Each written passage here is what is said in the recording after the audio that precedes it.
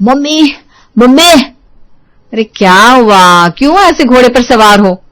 Mummy वो school वाले ना घुमाने ले जा रहे हैं। कहाँ घुमाने ले जा रहे हैं? National park. अच्छा।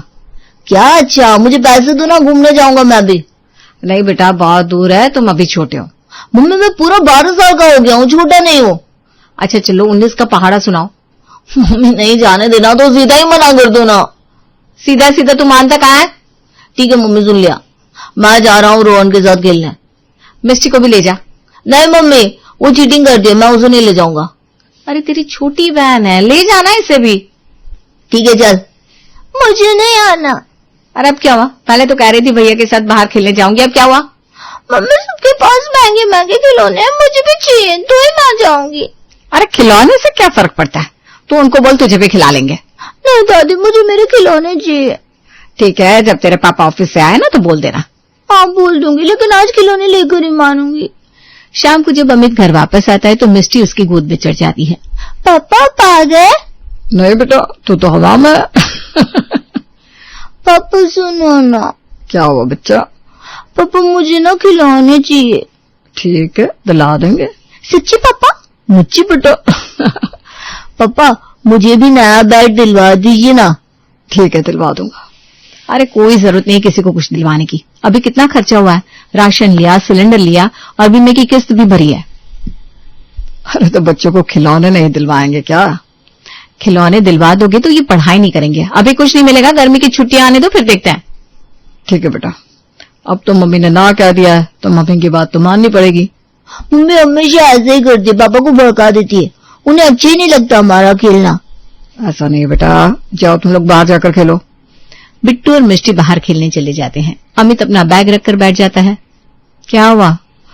कुछ नहीं, अभी तो सब लॉस में चल रहा है, समझ में नहीं आ रहा अगले महीने बच्चों की स्कूल फीस का इंतजाम कैसे होगा। अगले महीने की चिंता अभी से क्यों कर रहा है? अभी तो तेरी तनख्वाह भी तो आएगी ना। चिंता तो होती है ना माँ, चाहे तनख्वाह आज आए या कल, बच्चे बड़े हो रहे हैं, खर्चा बढ़ रहा है। मैंने और तेरे पापा ने जैसे घर चला लिया वैसे ही तू भी चला लेगा, ज्यादा सोच मत। बहू खाने की तैयारी कर। जी मम्मी जी। नीता किचन में आ जाती है, तभी उसका फोन बज उठता है। स्क्रीन पर अमृता का नाम देखकर उसकी आंखें चमक जाती है। बड़े दिनों बाद याद किया तूने?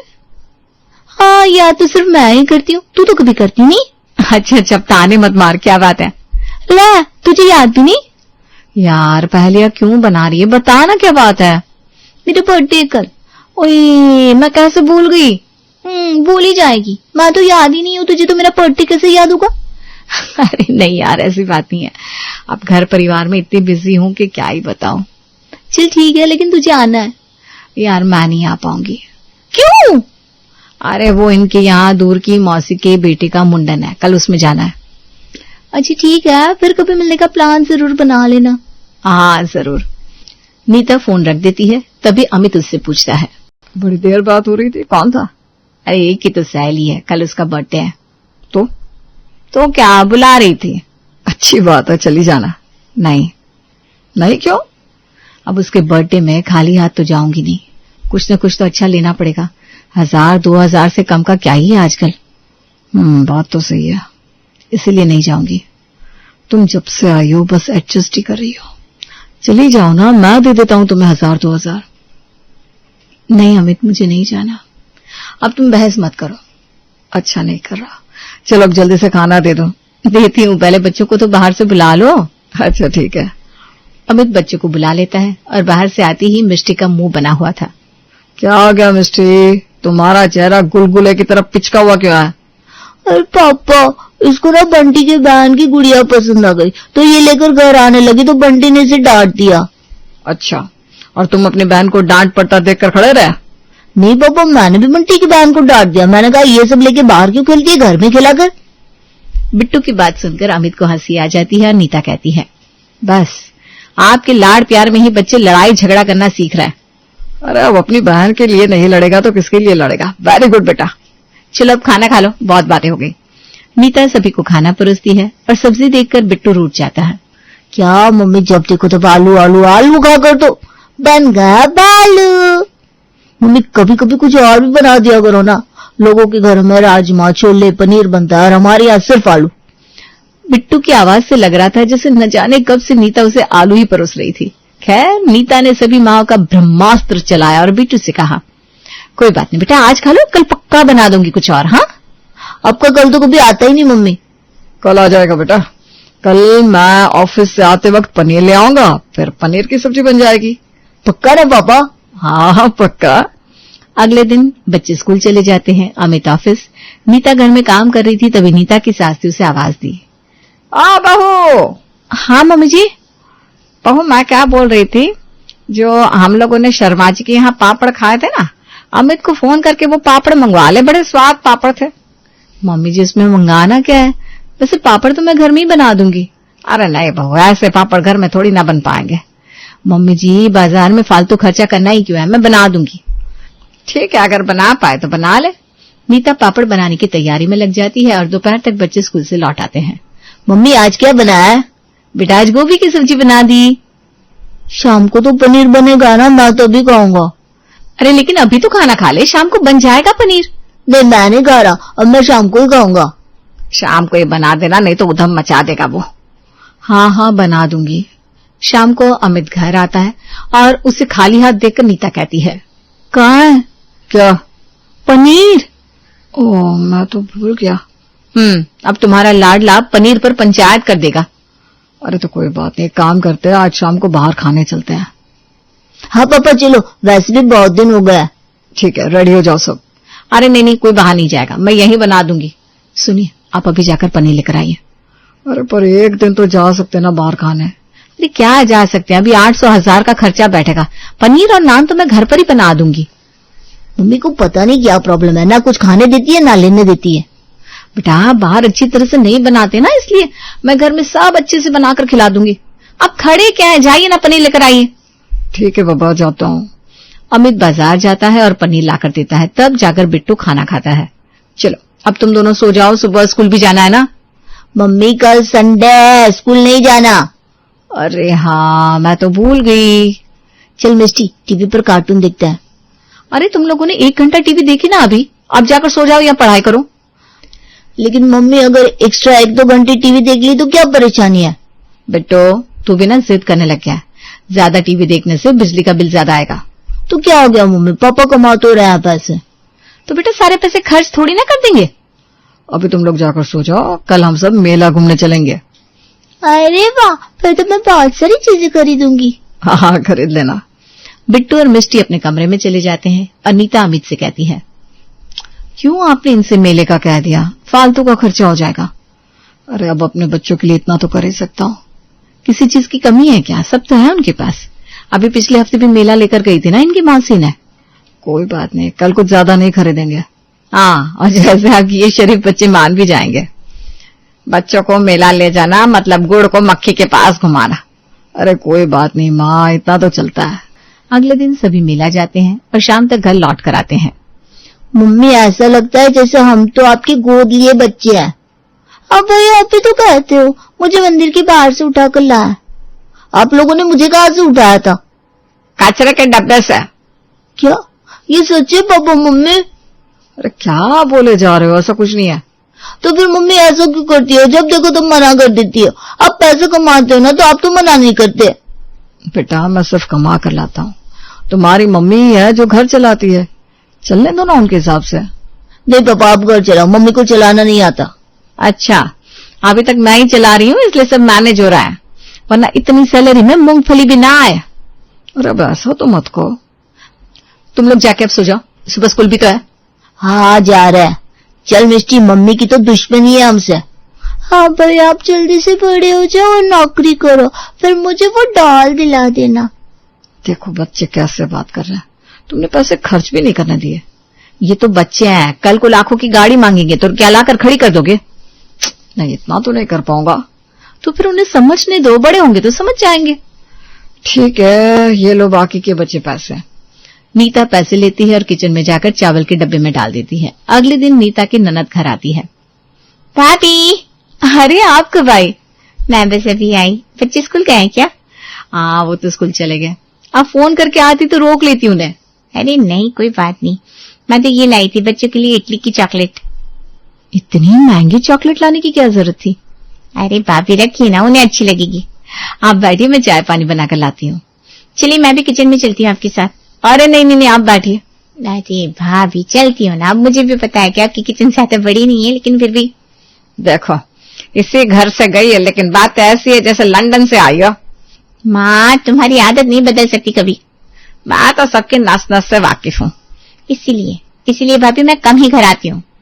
आप मम्मी जी की बातों पर ध्यान मत दीजिए। नीता और शालिनी किचन में आ जाते हैं। और बताइए, आपके ससुराल में कैसा है सब? ससुराल में तो सब अच्छा है, लेकिन भाभी कहना तो नहीं चाहिए, आप अभी तक पापा मम्मी के जमाने के बर्तन यूज कर रही हो। अब तो भैया की सैलरी आपके हाथ में आती है, कम से कम आप अपना किचन तो बदल ही सकती हो। अरे इन बर्तनों में क्या बुराई है, मजबूत है। आजकल कहाँ मिल रहे हैं ऐसे बर्तन? वही तो भाभी, आजकल कोई नहीं चाहता ऐसे बर्तनों में काम करना। कोई बात नहीं। अरे ये सूट बहुत अच्छा है, आपने कहाँ से लिया? अभी ये नया मॉल खुला है ना, वहीं से लिया। अच्छा, कितने का पड़ा? छोड़िए ना, क्या करेंगे आप, पूछ कर ले नहीं पाएंगी। आप कहो तो मैं दिलवा दूं आपको। अरे नहीं, मेरी ये साड़ियां ही ठीक है। आप ये बहुत कंजूस हो, ना कुछ ढंग का पहनती हो, ना घर में कुछ सजावट। अब इसमें कंजूसी जैसा क्या है, मैं तो बस सोच समझ कर खर्च करती हूँ। हाँ, आप तो मुझे अभी भी उसी जमाने की लगती हो जिसमें औरतें दाल चावल के डब्बों में पैसे रखती थी। इतना कहकर शालिनी हंसने लगती है और दाल चावल के डब्बे खोलकर देखने लगती है। कहीं आपने भी तो खजाना छिपा कर नहीं रखा? अरे दीदी रहने दो ना, क्या आप भी। आइए चाय पीजिए। ये नया सेट लिया है मैंने, ये कप का, मेहमानों के लिए। लेकिन मैं मेहमान थोड़ी ना हूँ, मुझे स्टील के बर्तन चलेंगे। मेहमान नहीं तो क्या हुआ, लक्षण तो सारे मेहमानों वाले आया तेरा। जा रही हूँ मैं यहाँ से, यहाँ तो कुछ बचा ही नहीं मेरे ताने के सिवा। अरे क्या आप भी मम्मी जी की बातों को दिल से लगा लेती है। नहीं भाभी, जा ही रही हूँ, वैसे भी गर्मी होने लगी है। भैया की कमाई से केसी तक लगवा नहीं पा रहे आप, पता नहीं पैसे कहाँ लेकर जाएंगी। शालिनी इतना कहकर चली जाती है। नीता चुपचाप अपने काम में लग जाती है। तभी विमला को लगता है शायद नीता को बुरा लग गया। कोई बात नहीं बहू, अब की बार मेरी चूड़ियां बेचकर लगवा लेना एसी। मम्मी जी, आपको चूड़ियां बेचकर अगर एसी लगवाना होता तो कब का लग गया होता। वैसे भी एसी में ज्यादा टाइम तक रहना नहीं चाहिए। सही कहा, मैंने भी देखा, आलसी हो जाते हैं लोग। अपना तो देसी कूला ही बढ़िया है। और नहीं तो क्या मम्मी जी, लेकिन आप इनको मत बताना कि आज ननद जी ने क्या क्या कहा। हाँ ठीक है, नहीं कहूंगी। दोपहर तक बिट्टू और मिष्टी घर आ जाते हैं, लेकिन वे अभी भी अपनी माँ से नाराज थे। आ जाओ, खाना लगा देती हूँ तुम लोगों के लिए। कैसा रहा स्कूल? क्या हो गया, दोनों भाई बहन स्कूल में टीचर से मार खाकर आए हो क्या? अरे बोल क्यों नहीं रहे हो कुछ? मम्मी भैया ने कहा घर जाकर किसी से बात नहीं करेंगे, तो ये मम्मी पापा सब कुछ दिलवाएंगे। ये सिखा रहे हो तुम अपनी बहन को? मैं तो कुछ भी सिखाऊं, ये कुछ सीखती नहीं। जा रहा हूँ अपना होमवर्क करने। मम्मी दिला दो ना भैया को वो बैट। हाँ दिला देंगे जब भैया का बर्थडे आएगा। अरे वाह, मैं भी भैया को पता कर आती हूँ। मिष्टी अपने भाई के पास चली जाती है और नीता दोनों के लिए खाना गर्म करने लगती है। ये गैस इतने काम क्यों निकल रही है? खत्म हो गई होगी, सिलेंडर का नंबर लगा दे। नहीं मम्मी जी, इतनी जल्दी खत्म कैसे हो सकती है? अरे भूल गई क्या, होली पर ही तो कितना कुछ काम गैस पर हुआ था। हाँ मम्मी जी, कोई बात नहीं, महीना खत्म होने में अभी 10 दिन है, नए महीने पर ही सिलेंडर मंगवाऊंगी। और तब तक क्या खाना हवा में बनाएगी? चूल्हा है ना छत पर, उसी पर बनाऊंगी। वो कब काम आएगा आखिर? तो कभी कभी तो लगता है तू सच में कंजूस है। क्या मम्मी जी आप भी। शाम के वक्त नीता का भाई घर आता है और अपनी शादी का कार्ड देकर जाता है। मामा की शादी है, फिर तो बहुत मजा आएगा। हाँ, खूब नाचेंगे हम दोनों। मम्मी कब जाएंगे? हम सबसे पहले जाएंगे ना? हाँ भाई, सबसे पहले चल लेंगे, लेकिन ज्यादा मस्ती नहीं करना। मम्मी, नानी की घर आप हमें नहीं रोक पाओगी। तभी अमित भी ऑफिस से लौट आता है और बच्चों को खुश देखकर पूछता है, क्या हो गया, किस बात पर इतना उछल कूद हो रही है? अरे पापा, मामा की शादी है, हम सब जाएंगे। अच्छा, चले जाना। सुनिए ना, अब तो शॉपिंग करनी पड़ेगी। शॉपिंग की बात सुनकर अमित के माथे पर चिंता की लकीरें आ जाती है। क्या हुआ? अभी तो हाथ में कुछ नहीं है, कैसे शॉपिंग होगी? अरे कोई बात नहीं, कपड़े तो हमारे पास रखे हुए हैं। नहीं मम्मी, मैं पुराने कपड़ों में नहीं जाऊंगा, वही मौसी की शादी में पहने थे। मैं भी वही फ्रॉक सब जगह नहीं पहनूंगी। मम्मी पापा आप लोग बहुत बुरे हो, मुझे नहीं जाना शादी में। अरे तुम लोग नाराज मत हो, हम सब नए कपड़े पहन कर जाएंगे। मेरे पास सच में पैसे नहीं है। आप रुकिए ना। नीता किचन में जाती है, अपने डब्बों में से पैसे निकाल कर लाती है। ये लीजिए। इतने पैसे कहाँ से आए? ये सभी तो बचत का कमाल है। ये तो सच में खूब है, बहुत बढ़िया शॉपिंग हो जाएगी इसमें तो। इसीलिए तो मैं फालतू खर्चा करने से मना करती थी। ऐसे वक्त में ही काम आते हैं थोड़े थोड़े बचाए हुए पैसे। वाह बहू, लगता है अब तो तू ही करवाएगी सबको शॉपिंग। मम्मी जी, इसीलिए ही तो महंगी और फालतू चीजें नहीं लेती मैं, और आप लोग मुझे कंजूस मानते हो। वाह क्या बात है, मान गया मैं तो तुम्हें। आखिर पत्नी हूं मैं, बजट की मालकिन। अच्छा मम्मी, तो अब हम जाएंगे मामा की शादी में? हाँ बिल्कुल जाएंगे। अब सच में बहुत अच्छी मम्मा हो। बिट्टू की बात सुनकर नीता हंसने लगती है और उसे अपनी की हुई बचत पर गर्व भी महसूस होता है कि सही वक्त पर बचाए हुए पैसे काम आ गए। वामिका ऑफिस जाने की तैयारी में बिजी थी। नीचे से जेठानी दिव्या उसे आवाज देती है और वो जल्दी से नीचे आती है। वामिका, ये तुम्हारा और करण का टिफिन है, जल्दी करो, 8:30 बज चुके हैं। आज तो काफी देर हो गई है तुम्हें। हाँ भाभी, आज तो बहुत देर हो गई है, कल पार्टी से आने में देर भी तो बहुत हो गई थी ना। इसलिए तो मैं तुम्हें कह रही थी कि तुम मत आओ, हम दोनों में से कोई एक भी चली जाती तो काफी था। वो तो ठीक है भाभी, लेकिन बाद में चाची के ताने सुनने पड़ते, उसका क्या? पहले ही उनकी नजर में मेरा जॉब करना एक गुनाह ही है। दूसरों की परवाह ही क्यों करती हो तुम? जब करण को कोई दिक्कत नहीं है तो दूसरों से क्या मतलब है तुम्हें? अच्छा चलो अब जल्दी करो। वामिका और करण टिफिन लेकर ऑफिस चले जाते हैं और दिव्या पीछे से सब काम समेटने लगती है। तभी सास मधु उसे आवाज देकर हॉल में बुलाती है। मेरी दवाई का समय हो गया है, तुझे उसकी कोई फिक्र ही नहीं है ना? अपनी देवरानी की चाकरी करने से फुर्सत मिले तब तो किसी और पर ध्यान जाएगा ना तेरा। सॉरी मम्मी जी, आज सही में देर हो गई। आप ये नाश्ता कर लीजिए, फिर मैं दवाई देती हूँ आपको।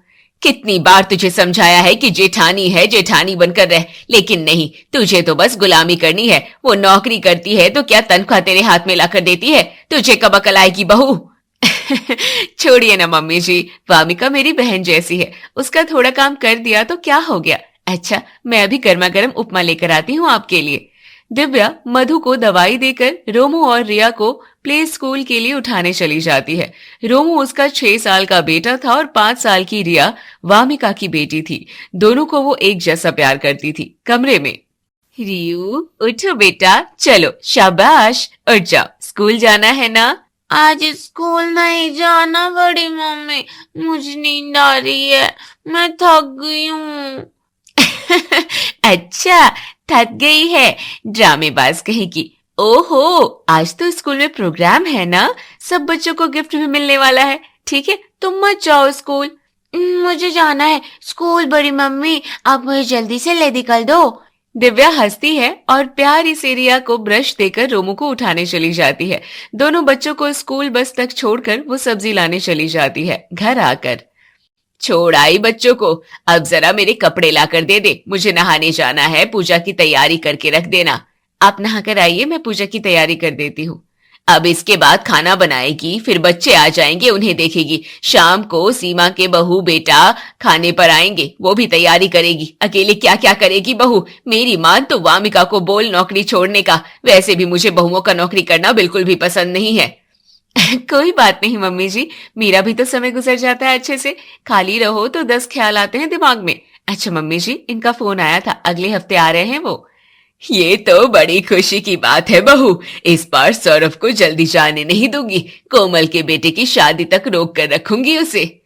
कोमल चाची के बेटे की शादी तो अगले महीने है मम्मी जी, ये तो बस 3 दिनों के लिए आ रहे हैं, शादी के लिए बाद में आएंगे।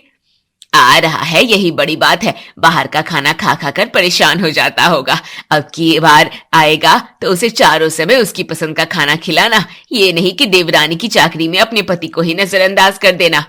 दिव्या मुस्कुराकर वहां से चली जाती है और पूजा की तैयारी करने लगती है। सास से मिलने वाले ये ताने उसके लिए रोज की बात थी, इसलिए वो ज्यादा टेंशन नहीं लेती थी। तभी उसके मोबाइल की रिंग बजती है और स्क्रीन पर मम्मी का नाम देखकर अपने आप से कहती है, चलो अब दूसरे लेक्चर को अटेंड करने का समय हो गया है, अब मम्मी मुझे पढ़ाएंगी। फोन उठाने में इतनी देर कर दी बेटा, इस समय तो तू फ्री रहती है ना, कि कोई और काम अपने सिर पर ले लिया है? क्या मम्मी आप भी, कैसी हैं आप? भाभी और पिंकी कैसी है? हम लोग तो बिल्कुल ठीक है, तू बता क्या चल रहा है? देवरानी तो ऑफिस गई होगी ना तेरी? तुम्हें पता तो है ना मम्मी, फिर क्यों पूछती हो? तुम भी ताने मारोगी तो कैसे चलेगा?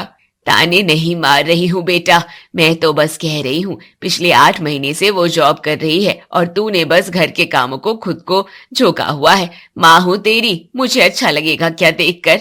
मैं अपनी खुशी से कर रही हूँ, उसके आने से पहले भी तो कर रही थी ना सब। अच्छा छोड़ो इस बात को, आप बताओ आप लोग कब आ रहे हैं मेरे घर? इधर उधर की बातें करने के बाद दिव्या फोन रखकर दोपहर के खाने की तैयारी करने लगती है। थोड़ी देर के बाद दोनों बच्चे स्कूल से आते हैं और दिव्या दोनों को खाना खिलाकर सुलाने ले जाती है। कमरे में मैंने एसी ऑन कर दिया है, चलो अब दोनों जल्दी से सो जाओ, शाम को सोनू मोनू आने वाले हैं हमारे यहाँ। दोनों बच्चे खुश हो जाते हैं। रोमू तो सो जाता है, लेकिन रिया दिव्या से लिपटकर उसे स्कूल की छोटी से छोटी बात बताती है और बोलते बोलते सो जाती है। दिव्या उसे पुचकार कर अपने से अलग करती है और नीचे आ जाती है। शाम को क्या बन रहा है बहू? तुमने छोले तो भिगो दिए थे ना? सुबह वामिका नहीं भिगो दिए थे मम्मी जी, शाम तक अच्छे फूल जाएंगे। छोले भटूरे और पुलाव बस हो जाएगा मेरे ख्याल से, फिर रायता और खीर तो है ही। हाँ बस हो जाएगा, वैसे भी आजकल की बहुएं कहाँ ज्यादा खाती हैं, डाइटिंग पर जो होती हैं, तो बस छोले बनाकर रख देना, बाकी काम ऑफिस से आकर वामिका कर देगी। ठीक है मम्मी जी, चलिए अब आप भी आराम कर लीजिए, भाई आती होगी, मैं कपड़े भिगो कर रख देती हूँ। सब काम निपटा कर दिव्या भी थोड़ी देर सो जाती है। शाम को बच्चे उठते हैं और सीधे उसके पास आकर गले से लग जाते हैं। शाम को मधु के इंस्ट्रक्शन के बावजूद दिव्या सब करके रख देती है। ये दिव्या का पूरा रूटीन था। कुछ दिन बाद, दिव्या बहू कल तुम्हारी बुआ सास आ रही है कोमल के बेटे की शादी के लिए, 1 महीना हमारे साथ ही रहेगी। ठीक है मम्मी जी, उनके साथ आपका भी समय अच्छा गुजर जाएगा, आप दोनों की बनती भी तो खूब है। वो तो है। अगले दिन रविवार होता है और सबकी छुट्टी होती है। सुबह बुआ सास ज्योति आ जाती है और उसके कुछ घंटे बाद ही सौरभ भी आ जाता है। घर में चहल पहल बढ़ जाती है। कितना भरा भरा घर लग रहा है, बच्चे भी कितने खुश हैं। रिया और रोमू तो अब सौरभ को 1 सेकंड के लिए भी नहीं छोड़ेंगे, देखना। वो तो है, मुझे तो भाई मधु तेरे साथ ही अच्छा लगता है। मैं तो कहूंगी तेरे ही घर मैं रुकूंगी शादी तक। शादी तक नहीं बहन जी, शादी के बाद भी रुकना है आपको। इस तरह हंसी खुशी पूरा दिन गुजरता है। वामिका दिव्या की ज्यादा से ज्यादा मदद करने की कोशिश करती है और दोनों बहुएं मिलकर सब काम निपटाती है। अगले दिन सुबह से फिर वही रूटीन शुरू हो जाता है। मधु, वामिका तो सैंडल बजाती हुई फुर भी हो गई, देख रही हूँ सब काम अकेले दिव्या ही कर रही है। अरे पति इतने दिनों बाद आया है, थोड़ी देर इसके साथ गुजार लेती।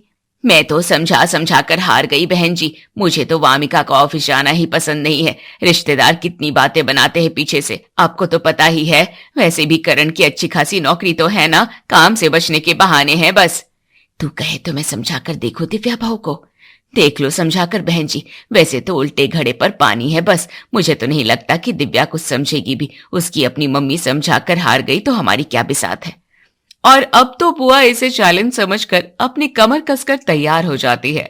अब आप तो जानते ही हैं कि इश्क और जंग में सब जायज होता है, इसलिए ज्योति बुआ भी किसी भी तरीके से ये जंग जीत कर ही दम लेने वाली थी। अगले दिन वामिका के ऑफिस जाने के बाद, दिव्या बहू मुझे अभी नाश्ता मत देना, मैं तो पूजा पाठ करने के बाद ही कुछ खाती पीती हूँ। वैसे तू क्यों सूख कर काटा हुई जा रही है, अपने ऊपर बिल्कुल ध्यान नहीं है तेरा। कहाँ दुबली हो रही हूँ बुआ जी, बल्कि मैं तो योगा क्लासेस ज्वाइन करने का सोच रही थी, वजन तो काफी बढ़ गया है मेरा। इसके पास समय होगा तो कुछ करेगी ना, सुबह से रात तक चक्कर गिनी जो बनी फिरती है। इस बार इसे समझा कर जाना सौरभ, बाद में मैं कुछ नहीं सुनूंगी। मैं क्या समझाऊं मम्मी, ये जो करती है अपनी खुशी से ही करती है। मुझसे शिकायत करेगी तब तो मैं इसे समझा सकता हूँ ना। आपकी बहू बहुत समझदार है, आप चिंता मत कीजिए। 2 दिन बाद सौरभ वापस चला जाता है और ज्योति बुआ का मैदान साफ हो जाता है। भाभी, मैंने रिया का रिपोर्ट कार्ड साइन कर दिया है, आप प्लीज उसकी पेरेंट्स मीटिंग में चले जाइएगा। टीचर मुझसे सवाल पूछती है तो मेरे पास कोई जवाब ही नहीं होता है, मुझसे ज्यादा तो आप उसके बारे में जानती हैं। चली जाऊंगी, डोंट वरी। वामिका और करण सबको बाय कहकर ऑफिस के लिए निकल जाते हैं और ज्योति बुआ दिव्या पर तंज कसते हुए कहती हैं, ये क्या बात हुई भला, उसकी बेटी है या तेरी, उसे तो जैसे कोई फिक्र ही नहीं है, तो उसकी जगह क्यों जाएगी पेरेंट्स मीटिंग में। क्योंकि मैं रिया की बड़ी मम्मी हूँ बुआ जी, रिया मेरी भी तो बेटी हुई, जैसे मेरा रोमू वैसी रिया, दोनों एक ही स्कूल में तो पढ़ते हैं, मैं दोनों की टीचर से मिल लूंगी। अच्छा, आप नाश्ते में क्या खाएंगी आज? दिव्या बात को बदलकर नाश्ता बनाने चली जाती है। दोनों बच्चों को स्कूल बस में छोड़कर वो अपनी तैयारी करने लगती है। दोपहर को बाई से, सुमन, ये वामिका दीदी के कपड़े हैं, इन्हें ब्रश मत लगाना और छांव में ही सुखाने डालना। हैवी कपड़े हैं ना, तू ही धो देना बेटा, देवरानी है तेरी, बेचारी ऑफिस जाती है, तेरा क्या है, तू तो घर में ही रहती है, ये काम भी कर दिया कर उसका। दिव्या कुछ ना कहकर वहां से चली जाती है। दोपहर को दिव्या ज्योति और मधु के साथ खाना खा रही होती है कि उसके मोबाइल पर वामिका का फोन आता है। हाँ वामिका बोलो। हाँ, पेरेंट्स मीटिंग अच्छी हुई, टीचर ने रिया की बहुत तारीफ भी की है, अच्छी प्रोग्रेस है। भाभी, आज तो आपकी बेसन के गट्टे की सब्जी सबको इतनी पसंद आई है कि मैं क्या बताऊं। आप प्लीज कल भी बनाकर रख देंगी क्या? सबको आज थोड़ी थोड़ी ही मिली है ना, इसलिए। हाँ, बना दूंगी। आदत के अनुसार ज्योति पूछ ही लेती है कि क्या बात हो रही थी। दिव्या उसे चहक कर सारी बात बताती है। लो मधु, ये तो बड़ी ही भोली है भाई। वामिका छोटी होकर के भी कितनी चालाकी से अपनी जेठानी को काम पर लगाती है, और ये भी उसकी चिकनी चुपड़ी बातों में आकर उसके काम करती जाती है। तू उसके लिए जेठानी है, बड़ी बहन नहीं। मैंने कहा ना बहन जी, इसे समझाने का कोई फायदा नहीं है, छोड़िए आप तो। अच्छा चल, एक काम कर, आज वामिका जब ऑफिस से आएगी ना, तो तू उसे अपना कोई काम बोलकर देखना, फिर देखते हैं। शाम को वामिका ऑफिस से आती है और फ्रेश होने के लिए कमरे में जाती है। अब ना मैं इसी बुआ जी और मम्मी जी के सामने ही काम कहती हूँ, मुझे पूरा विश्वास है कि वामिका मुझे ना नहीं कहेगी। संयोग से अगले ही दिन वामिका के ऑफिस में 3 दिनों के लिए फॉरेन से लोग आने वाले थे और 3 दिन उसे आने में रात हो सकती थी। उसके फ्रेश होकर आते ही दिव्या उससे कहती है, वामिका मेरा एक काम करोगी, तुम ऑफिस से लौटते हुए टेलर से मेरे ब्लाउज लेकर आओगी। ओहो भाभी, कल तो ऑफिस में बहुत काम है, मुझे तो आने में बहुत देर हो जाएगी, तब तक तो शॉप भी बंद हो जाएगी। कल और परसों भी मैं बिजी ही रहूंगी, उसके बाद पक्का लेकर आऊंगी। अच्छा ठीक है, मैं ही लेकर आ जाऊंगी, तुम खाना खा लो। इधर मधु और ज्योति तंज भरी मुस्कान से दिव्या की ओर देखते हैं और दिव्या शर्मिंदा हो जाती है।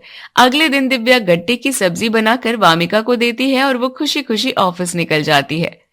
कल उसने तेरा काम करने से इनकार कर दिया था, उसका कोई दुख था उससे, वो तो खुशी खुशी चलती बनी, थैंक यू भी तो नहीं कहा उसने। मैं फिर से कहती हूँ कि तू उसकी नजरों में सिर्फ जेठानी है, बड़ी बहन नहीं।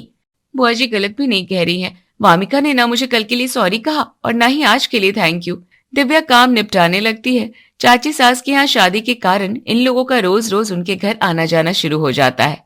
हम सबका खाना तो कोमल के यहाँ हो जाता है दिव्या, तुझे बेकार में ही वामिका और करण का नाश्ता और टिफिन बनाना पड़ता है, ऊपर से बच्चों को भी तैयार करो। तू वामिका को कहती क्यों नहीं है छुट्टी लेने के लिए? कहकर देखती हूँ बुआ जी।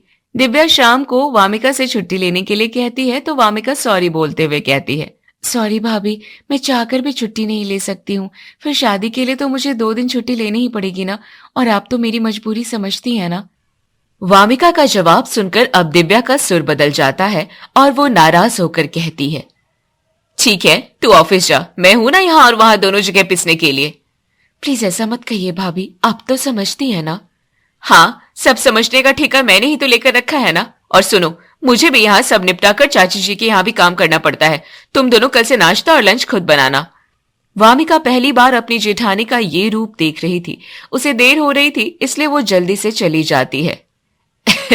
देखा, उस पर कुछ फर्क पड़ा क्या तेरे गुस्सा होने का? कोई और होती तो अपनी जेठानी को मनाती, लेकिन नहीं, इसे तो पता है ना कि मेरी जेठानी तो भोली है, शाम तक ठीक हो जाएगी। तेरी अच्छाई का फायदा उठाकर बेवकूफ बना रही है वो तुझे। दिव्या अपने कमरे में आकर, कहीं सच में तो वामिका मुझे बेवकूफ नहीं बना रही है?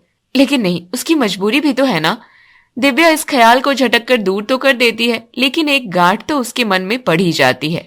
दोपहर को, दिव्या, रिया से भी इतना लगाव मत रख, जैसे जैसे वो बड़ी होगी तेरी जिम्मेदारियां भी बढ़ेगी। बेटी को बड़ा करना आसान काम नहीं है, कल को कोई ऊंच नीच हो गई तो सारा ठीकरा तुझ पर ही फूटेगा।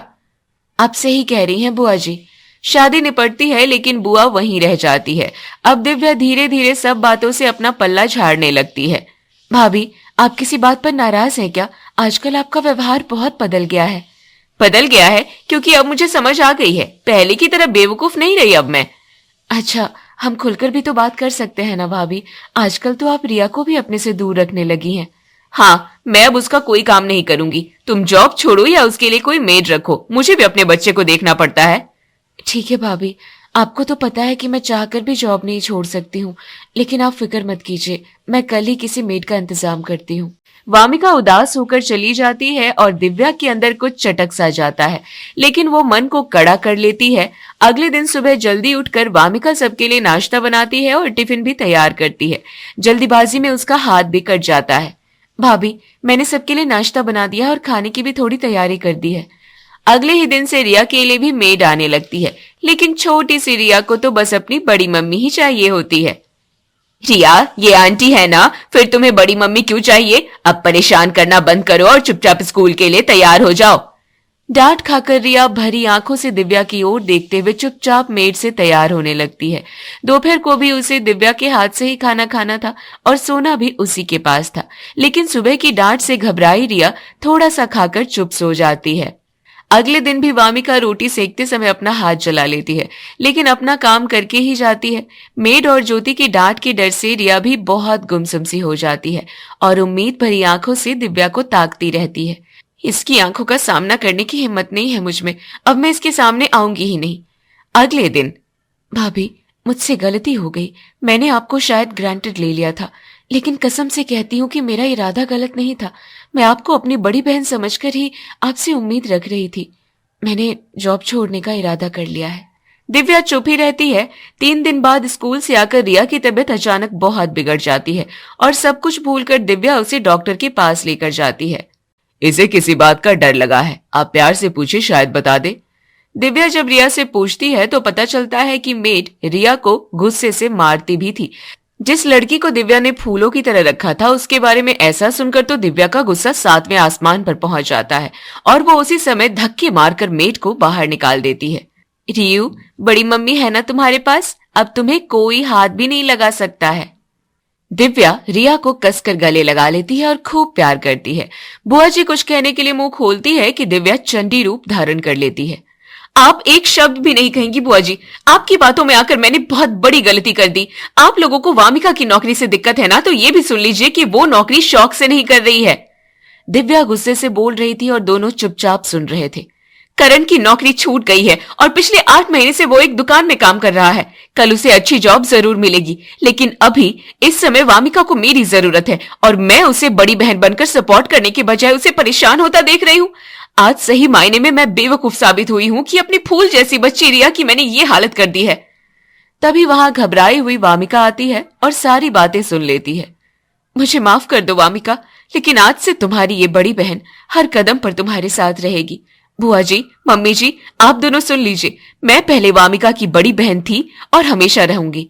इस तरह जेठानी पहले की तरह बड़ी बहन बन जाती है और सबकी आंखें भी खुल जाती है।